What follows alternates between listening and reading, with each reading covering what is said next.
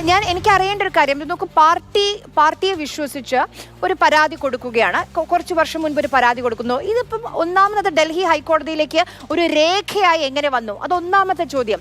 രണ്ടാമത് അങ്ങനെ രേഖയായി വന്നത് എങ്ങനെ ചോർന്നുവെന്ന് അറിയാൻ വേണ്ടി വീണ്ടും ഷർഷാദ് CPM ജനറൽ സെക്രട്ടറിക്ക് മാത്രം, MA ബേബിക്ക് മാത്രം ഒരു മെയിൽ അയക്കുകയാണ്. അതും ചോരുകയാണ്. അപ്പൊ പാർട്ടിയെ സംബന്ധിച്ച് പാർട്ടിയെ പ്രതിരോധത്തിലാക്കുന്ന ഈ കത്തുകൾ, ഈ പരാതികൾ എങ്ങനെ ചോർന്നു എന്നുള്ളൊരു ചോദ്യമല്ലേ?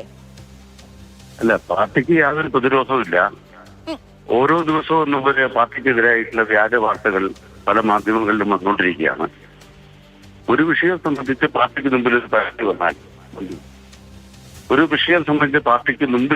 വന്നാൽ ആ പരാതി കേട്ട് തീരുമാനമെടുക്കുക എന്ന രീതിയാണ് പാർട്ടിക്കുള്ളത്.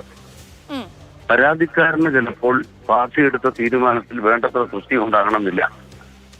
തൃപ്തി ഉണ്ടാകാതെ വന്നാൽ അദ്ദേഹം സ്വാഭാവികമായും ചില തെറ്റായ കാര്യങ്ങൾ അല്ലെങ്കിൽ ചില പ്രകടനങ്ങൾ മുതിർന്നു എന്ന് വരാം.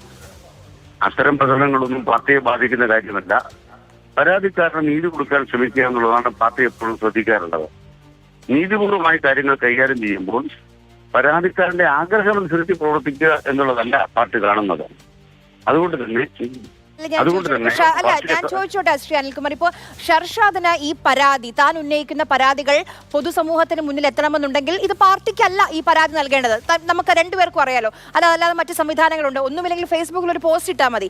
ഷർഷാദിനെ സംബന്ധിച്ച് ഇത് പാർട്ടി അറിഞ്ഞാൽ മതി. പാർട്ടി അറിയേണ്ട വിഷയമാണ്, പാർട്ടി നടപടിയെടുക്കേണ്ട വിഷയമാണ്. അതുകൊണ്ടാണ് ആദ്യത്തെ പരാതി ചോർന്നുവെന്ന് ബോധ്യമായിട്ടും തനിക്കെതിരെ മാനനഷ്ട കേസ് ഉണ്ടായി എന്ന് അറിഞ്ഞിട്ടും പാർട്ടിക്ക് തന്നെ വീണ്ടും പരാതി അയക്കുന്നത്, MA ബേബിക്ക് അയക്കുന്നത്. അതെങ്ങനെ ചോർന്നുവെന്നാണ് ഷർഷാദ് ചോദിക്കുന്നത്.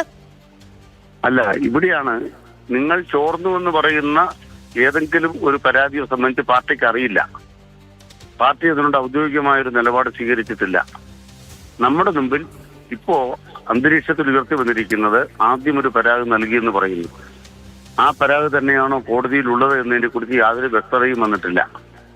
രണ്ടാമത് പരാതി ചോർന്നുപോയി എന്ന് പറഞ്ഞുകൊണ്ട് മറ്റൊരു പരാതി കൊടുത്തുവെന്ന് പറയുന്നു. അങ്ങനെ യഥാർത്ഥത്തിൽ കൊടുത്ത പരാതിയെ സംബന്ധിച്ചാണോ വാർത്ത വന്നതെന്ന് നമുക്കറിയില്ല. പാർട്ടി ഇത്തരം കാര്യങ്ങൾ എങ്ങനെ കൈകാര്യം ചെയ്യുന്നതാണ് ഞങ്ങൾ വ്യക്തമാക്കുന്നത്. ഇന്ന് മാധ്യമങ്ങളാകെ ഒരു പ്രതീതി ഉണ്ടാക്കാൻ ശ്രമിച്ചത് എവിടുന്നോ കുറെ പണം വന്നു, കുറെ നേതാക്കന്മാർ ഇവിടെ പണം കൊണ്ടുപോയി, ഇതെല്ലാം പാർട്ടി പ്രസിദ്ധീരാക്കി. ഇത്തരം വാർത്തകളാണ് രാവിലെ മുതൽ ചില മാധ്യമങ്ങൾ, അച്ചടി മാധ്യമങ്ങളും ദൃശ്യമാധ്യമങ്ങളും പ്രചരിപ്പിക്കുന്നത്. CPM സംബന്ധിച്ച് പറയാം, ഒരു തെറ്റിനെയും സംരക്ഷിക്കില്ല എന്നുള്ളതാണ് പാർട്ടി നയം. നേതാക്കന്മാരാണെങ്കിലും അണികളാണെങ്കിലും.